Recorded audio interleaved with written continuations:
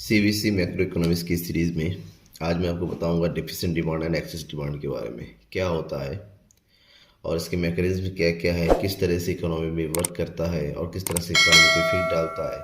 इसको सही करने के कौन कौन से मेजर्स है, इन्हीं की बात करेंगे क्योंकि इंपॉर्टेंट टॉपिक है आपके लिए। पूरी वीडियो को देखिएगा लास्ट तक, और हाँ, नए हैं तो सब्सक्राइब जरूर कीजिए। चलिए हम बात करते हैं डिफिशिएंट डिमांड और एक्सेस डिमांड की, जिसमें से पहले बात करेंगे डिफिशिएंट डिमांड।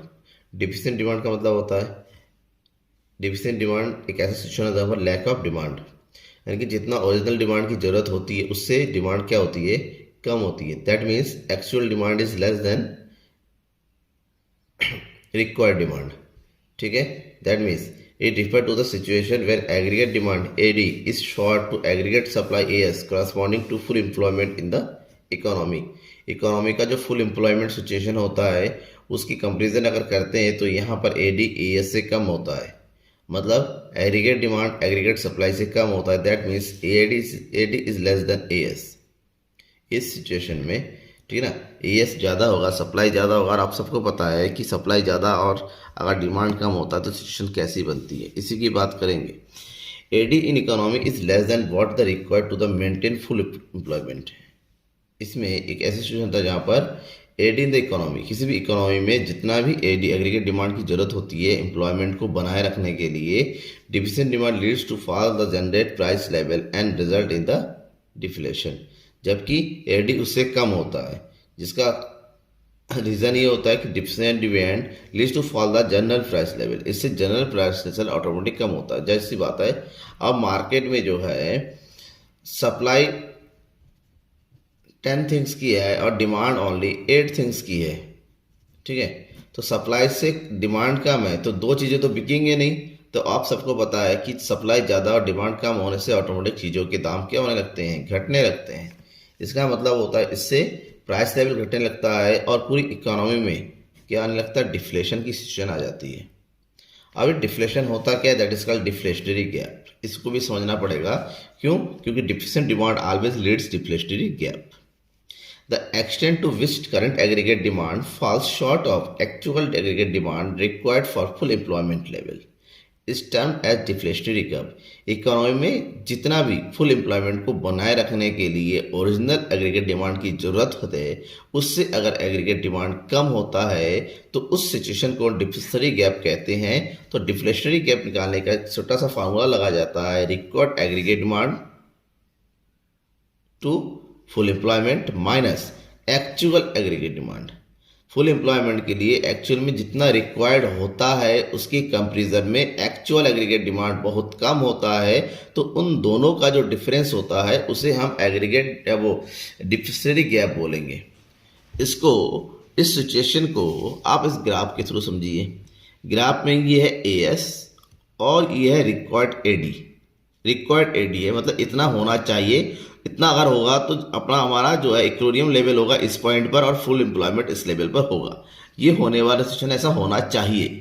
बट हम इकोनॉमी में क्या देखते हैं कि एग्रीगेट डिमांड इस लेवल पर ना बन के उससे ठीक नीचे बन जा रही है यहाँ पर, that is AD1 actual aggregate demand. तो एक्चुअल एग्रीगेट डिमांड अगर नीचे होने से जहाँ इक्विलिब्रियम लेवल ई पर होना चाहिए, अब इक्विलिब्रियम कहाँ जा रहा है, E1 पर। दैट मीन्स ये जो सिचुएशन होता है फुल एम्प्लॉयमेंट से पहले ही अगर इक्विलिब्रियम होता है, that is called under employment. Under employment यहाँ पर जो गैप होता है वो क्या होता है, अनएम्प्लॉयमेंट लोगों का गैप होता है, क्योंकि इतने लोगों को काम नहीं मिलेगा। सो अब क्या होता है, होना चाहिए था ई, हो गया है E1, तो इन दोनों के बीच का जो डिफरेंस आया E और A का difference, that is called deflationary gap. इसी को डिफ्लेशनरी गैप कहेंगे, क्योंकि जो प्राइस होता है, प्राइस लेवल जो यहाँ पर होता है वो कम होकर नीचे की ओर जाएगा, और एम्प्लॉयमेंट लेवल वही जो यहाँ होना चाहिए था फुल एम्प्लॉयमेंट वो पहले बन जाएगा, जैसे अंडर एम्प्लॉयड। इससे इकोनॉमी में जो है प्रोडक्शन डाउन होगा, अनएम्प्लॉयमेंट बढ़ेगा, चीज़ों के दाम भी ऑटोमेटिक कम हो जाएंगे। दैट मीन्स डिफिशिएंट डिमांड क्या हो जाए, AD minus AD1। So EA is called deflationary gap and also deficient demand. Deflationary gap causes the economy's income, output, employment and price level to decline। ये economy में income को कम करता है, output को कम करता है, एम्प्लॉयमेंट कम करता है और प्राइस लेवल को भी कम करता है। Hence pushing the economy under the employment equilibrium. इसलिए हमेशा इकोनॉमी में जो है ये जो है अंडर एम्प्लॉयमेंट इक्विलिब्रियम को शो करता है। और इसका मतलब ये होता है इकोनॉमी में जितना एक्चुअली में होना चाहिए था एम्प्लॉयमेंट, उससे कम एम्प्लॉयमेंट बनता है, कुछ लोग जो है अनएम्प्लॉय रह जाते हैं। ठीक है ना, ये सिचुएशन आपको समझ में आ गया होगा। अब बात ये करेंगे कि डिफिशिएंसी गैप के होने के कौन कौन से रीजन है, that mean causes of deficiency gap and deficient demand. कौन कौन से रीजन है वो पढ़ना है। पहला है डिक्रीज इन इन्वेस्टमेंट डिमांड। इन्वेस्टमेंट डिमांड में कमी होने से, अगर प्रोडक्शन सेक्टर में हम इन्वेस्टमेंट कम कर रहे हैं। Decrease in public expenditure, government ने अपना एक्सपेंडिचर कम कर दिया है। Decrease in export demand, export demand कम हो गया है, इससे एक्सपोर्ट नहीं हो रहा है तो प्रोडक्शन करके क्या फ़ायदा। ठीक है ना। Decrease in consumption demand, house hold की तरह से डिमांड भी कम हो गया है। डिक्रीज इन डिस्पोजेबल इनकम, लोगों की डिस्पोजेबल इनकम कम हो गई है। Decrease in supply of money and decrease in credit creation. अगर इकोनॉमी में किसी भी तरीके से लोगों की डायरेक्टली इनडायरेक्टली लोगों की इनकम और डिमांड कम हो जाती है, उससे पूरी इकोनॉमी में डिफ्लेशनरी गैप का सिचुएशन आ जाता है। तो ये एक रीजन है जिससे डिफ्लेशनरी गैप होता है। ठीक है ना, क्यों? क्योंकि इकोनॉमी में ये सारे डिमांड के क्या है, पार्ट है कि किस तरह से इकोनॉमी की डिमांड होता है। इन्वेस्टमेंट डिमांड होता है, पब्लिक एक्सपेंडिचर मतलब पब्लिक गवर्नमेंट किस तरह से डेवलपमेंट के लिए खर्च करती है तो डिमांड करेगी। ठीक है ना, ये सारे अगर कम हो जाता तो जाहिर सी बात है डिफ्लेशनरी गैप तो आना ही है। और डिफ्लेशनरी गैप के बाद नेक्स्ट जो सिचुएशन है दैट इज एक्सेस डिमांड, उसी का अपोजिट उल्टा डिफ्लेशनरी गैप का। ठीक है ना, डिफिशिएंट डिमांड का। और डिफिशिएंट डिमांड में आपने क्या पढ़ा था कि AD is less than AS. बस एक्सेस डिमांड में आप पढ़ेंगे AD is greater than AS. That means it refers to a situation when aggregate demand AD is in excess of aggregate supply corresponding to full employment in the economy. Full employment level पर जो है हमारा aggregate supply कम होता है, aggregate demand ज़्यादा होता है। और आप नॉर्मल पता होगा किसी भी इकोनॉमी में जब डिमांड सप्लाई से कंपेरिजन डिमांड ज़्यादा है तो प्राइस लेवल क्या हो जाता है, हाई हो जाता है, बढ़ता चला जाता है। और प्राइस लेवल हाई बढ़ता है तो महंगाई बढ़ती है, that is called inflationary gap. The extent to which current aggregate demand required for full employment it is termed as inflationary gap। जब इकोनॉमी में जितनी डिमांड की ज़रूरत है उसकी कंपेरिजन में जब डिमांड बहुत ज़्यादा बढ़ जाती है तो इस सिचुएशन को हम इन्फ्लेशनरी गैप कहते हैं। That means inflationary gap equal to actual demand is greater than required demand is also that inflationary gap equal to actual demand minus required demand. आपकी इकोनॉमी में जो है 100 यूनिट की एग्रीगेट सप्लाई है और equal होने के लिए हमारा एग्रीगेट डिमांड भी 100 यूनिट का होना चाहिए। बट यहाँ पर जो एग्रीगेट डिमांड कितना है, 120 यूनिट की है। सप्लाई बढ़ नहीं रही है, एग्रीगेट डिमांड बढ़ रही है, 20 यूनिट की डिमांड ज़्यादा है। ऐसे में डिमांड सप्लाई तो पूरी होगी नहीं, तो आप सबको पता है मार्केट में डिमांड की ज़्यादा होने से चीज़ों के दाम बढ़ने लगते हैं। दैट इज कॉल्ड महंगाई की स्थिति। तो एक ग्राफ के थ्रू समझे इस इकोनॉमी, मान लीजिए पूरी इकोनॉमी में ये है एएस और ये एडी और this is the full employment situation. अब फुल एम्प्लॉयमेंट सिचुएशन के बाद एएस नहीं बढ़ सकता। शॉर्ट रन में एग्रीगेट सप्लाई कभी नहीं बढ़ता है तो ये सिचुएशन कभी नहीं आता है। अब हुआ क्या है, एग्रीगेट डिमांड जितना होना चाहिए था उससे ज़्यादा हो गया, यानी कि अब इक्विलिब्रियम प्रिवेंट एक्चुअली में यहाँ पर हो गया। तो ये तो हमारा एक इमेजनरी पॉइंट है, ये होता नहीं क्योंकि एग्रीगेट सप्लाई बढ़ता नहीं है। तो ये वाला पॉइंट जो होता है, ठीक है ना, इक्विलिब्रियम लेवल पॉइंट बन गया। अब क्योंकि हमारा फुल एम्प्लॉयमेंट बढ़ नहीं सकता, सप्लाई बढ़ नहीं सकता, ठीक है ना, क्योंकि इकोनॉमी में ये जो है 100% पोजीशन पे पहुंच चुके हैं और 100% पोजीशन पे पहुंचने के बाद डिमांड बढ़ गई है तो ऑटोमेटिक प्राइस राइज हो जाता है, चीज़ों के दाम ऑटोमेटिक क्या हो जाता है, बढ़ जाता है। तो जितना होना चाहिए था उसकी कंपेरिजन में अगर प्राइस ऊपर की ओर बढ़ जाता है, दिस सिचुएशन इसका एक्सेस डिमांड। तो अगर एक्सेस डिमांड क्या हो जाएगा, ईएफ पोजीशन जो है इन्फ्लेशनरी गैप का पोजीशन हो जाता है, क्योंकि चीज़ों के दाम बढ़ने शुरू हो जाते हैं। भाई सप्लाई बढ़ती नहीं है, हमारा नॉर्मल अगर यहाँ पर सप्लाई हो जाता है, सप्लाई बढ़ती है तो फुल एम्प्लॉयमेंट बढ़ के भी यहाँ हो जाएगी, बट फुल एम्प्लॉयमेंट नहीं बढ़ना है यहाँ पर, ठीक है ना, क्योंकि सप्लाई नहीं बढ़नी है। सप्लाई जब बढ़नी नहीं है तो हमारा जो रियल पोजीशन है एग्रीगेट सप्लाई यहाँ आके फिर ऊपर की ओर पहुँचने लगता है इस तरीके से। तो इन दोनों के बीच का जो डिफरेंस आ जाता है ई और एफ का, यही डिफरेंस हमारा डिफिशिएंट वो एक्सेस डिमांड होता है, इसी को हम इन्फ्लेशनरी गैप कहते हैं। अब ये होता क्यों है, कॉजेस क्या क्या, ये पढ़ ले। एक्सेस डिमांड के कॉजेज कौन कौन से, दैट मीन्स इन्फ्लेशनरी गैप के कॉजेज है इंक्रीज इन, यहाँ पर हर चीज इंक्रीज हो जाता है, investment demand, increase in consumption demand, increase in export demand, increase in disposable income, increase in money supply due to deficient financing. अब जब आपकी डिमांड में डिमांड बढ़ेगी, सप्लाई के कंपेरिजन में सप्लाई बढ़ती नहीं है, तो ये रिस्ट्रिक्शन आपकी इकोनॉमी में प्राइस राइज को लेके आएगा, प्राइस को बढ़ा देगा और in the result inflationary gap आ जाएगा। ये तभी होता है जब इन लोगों की इनकम बहुत ज़्यादा बढ़ जाती है।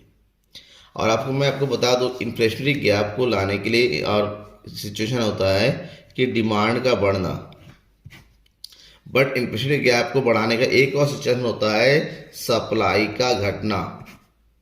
जब चीज़ों की सप्लाई ऑटोमेटिक मार्केट में कम हो जाती है, इस सिचुएशन में इन्फ्लेशनरी गैप आ जाता है। तो डिमांड के बढ़ने का मतलब होता है इनकम के बढ़ने से। अब लोगों की इनकम होती है, वो डिमांड करने लगते हैं, तो इस चीज़ को कंट्रोल करना होता है। इसलिए अगला टॉपिक है हमारा measures to correct deficient demand and excess demand. किस तरीके से डिफिशिएंट डिमांड और एक्सेस डिमांड को हम करेक्ट करते हैं, कि इसके दो मेजर होते हैं, एक होता है मॉनेटरी मेजर और एक होता है physical measure. Monetary measure done by RBI, reserve bank of India, और physical measure done by government of India. ये गवर्नमेंट के थ्रू लिया जाता है और ये monetary measure RBI. Monetary measure में ऐसे मेजर्स होते हैं जहां पर मनी सप्लाई को डायरेक्ट कंट्रोल किया जाता है। उसके दो मेथड होते हैं, quantitative instruments and qualitative instruments. Quantitative instruments की करें तो यहाँ पर जो मेजर्स होते हैं वो है bank rate, open market operation, cash reserve ratio, statutory liquidity ratio.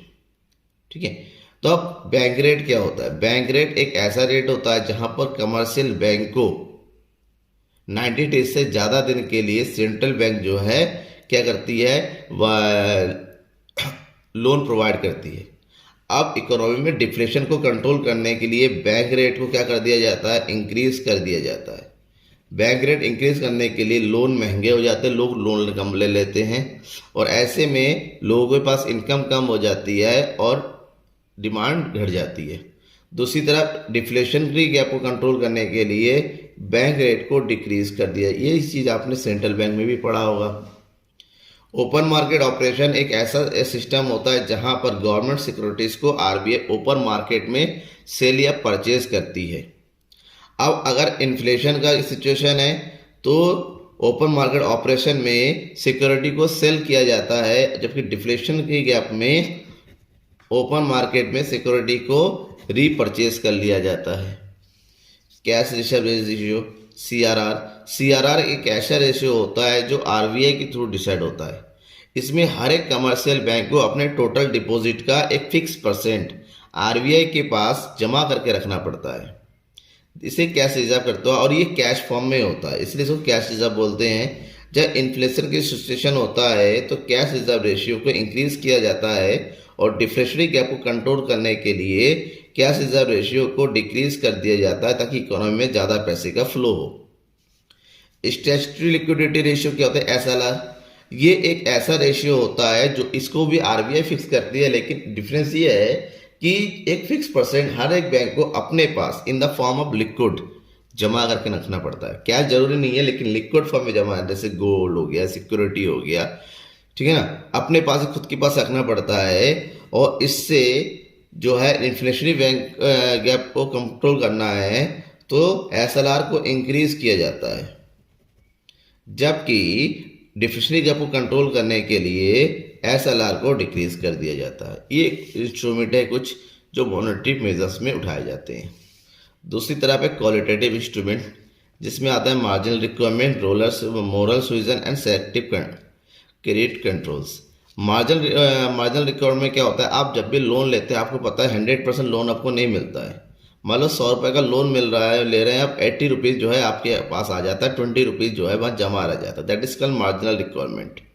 Marginal requirement में क्या होता है, हमेशा एक मार्जिन जो है काट के रखा जाता है टोटल बोरोइंग का, ठीक है ना। अब डिफ्लेशन को कंट्रोल करने के लिए मार्जिन रिक्वायरमेंट को डिक्रीज किया जाता है, इन्फ्लेशन को कंट्रोल करने के लिए इसको इंक्रीज कर दिया जाता है।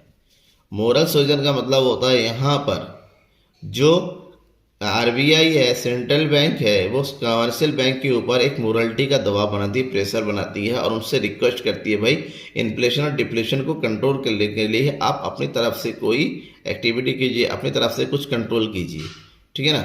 और तीसरा है सेलेक्टिव क्रेडिट। यहाँ पर आरबीआई जो होता है कुछ बैंकों की क्रेडिट क्रिएशन को क्रेडिट प्रोड्यूस करने की जो कम कर सकती है, कोटा फिक्स कर सकती है, किसी का बढ़ा सकती है और किसी को घटा सकती है, ठीक है ना, जैसा कि इन्फ्लेशन या डिप्रेशन को कंट्रोल करने के लिए जरूरत है। नेक्स्ट है fiscal measures. Fiscal measures use by government और इसको जो है बजटरी मेजर भी बोलते हैं। गवर्नमेंट अपने बजट के थ्रू इसको जो है यूज करती है, जिसमें कुछ इंस्ट्रूमेंट है, जिसमें रेवेन्यू पॉलिसी है, एक्सपेंडिचर पॉलिसी है एंड लेस डिफिसिट फाइनेंसरी है। रेवेन्यू पॉलिसी में क्या होता है? रेवेन्यू पॉलिसी में मतलब टैक्स सिस्टम। अब इकोनॉमी में इन्फ्लेशन है, ठीक है, और इकोनॉमी के इन्फ्लेशन को कंट्रोल करना है तो गवर्नमेंट क्या करती है?